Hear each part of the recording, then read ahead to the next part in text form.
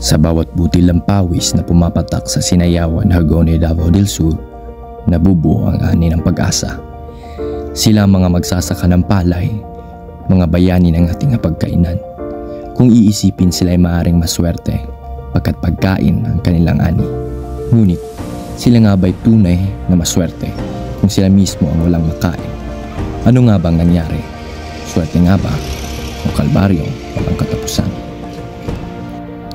Sa bayan ng Sinayawan, Hagonoy, Davao del Sur, nakilala namin ang dalawang babaeng magsasaka. Ako si Ginaline Idoliantes. Marjorie Macias.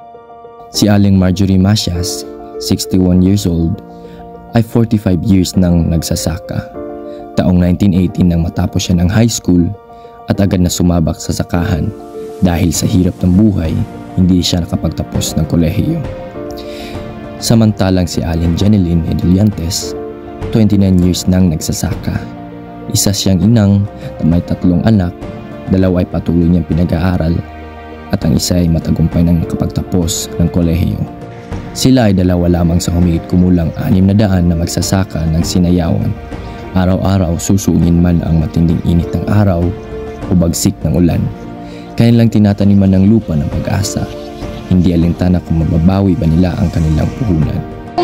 Sa isa ka tayo mo, pila ang kanili mo Mugasto mga pinaka na 35,000. 1 hectare. Sa 1 hectare. Expenses na na.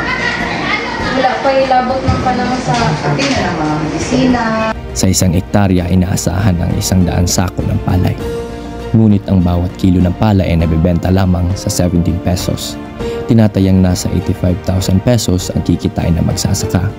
Kapag naman hindi ito maabot ng 100 sako, itinuturing itong failure. Bilang dagdag kabuhayan, nagtatanim din sila ng munggo sa pagitan ng anihan. 3 buwan ang hihintayin bago maani.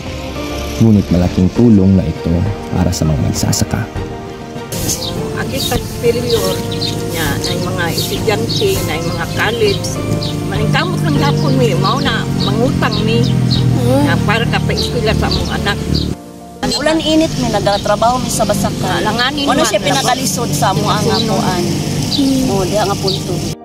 Hindi biro ang buhay sa palayan. Sa kabila ng pagod, hindi pa rin sapat ang kita para sa pang-araw-araw na gastusin, lalo na kung may anak kang pinagpapaaral.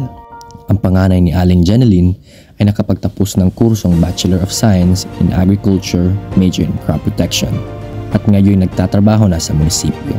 Ang pangalawa ay kasulukuyan nursing student habang ang bunso ay nasa grade 12.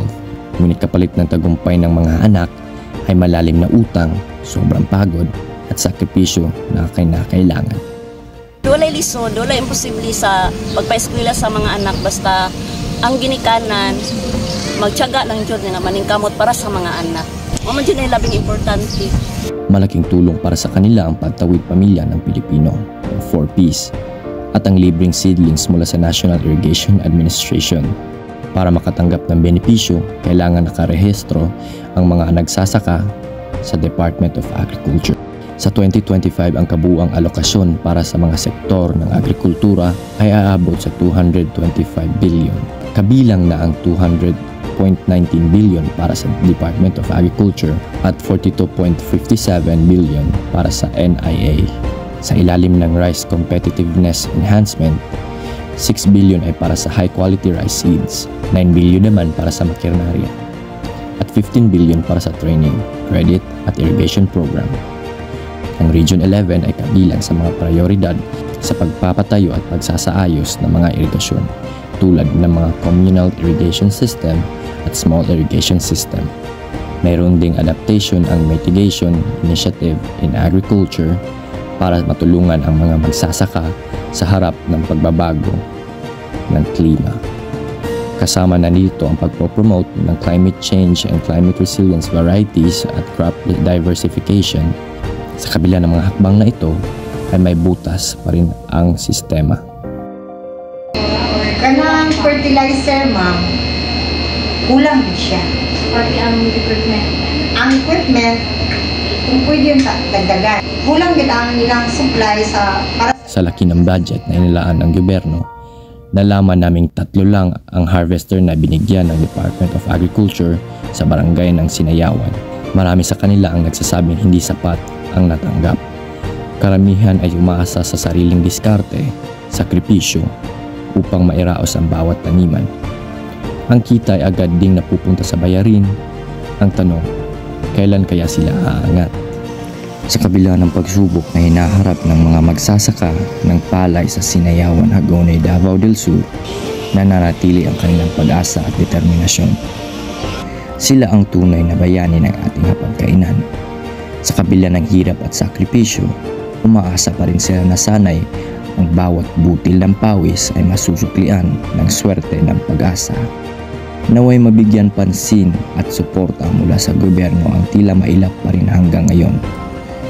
Gayunpaman, ang mga magsasaka ng Sinayawan ay magpapatuloy pa rin hanggang sa ang pag-asa ay maging patag na para sa tulad nila. Naway maging inspirasyon ang kanilang kwento upang tayo magkaisa sa pagsuporta at pagpapahalaga sa sektor ng agrikultura, isang haligi ng ating bansa.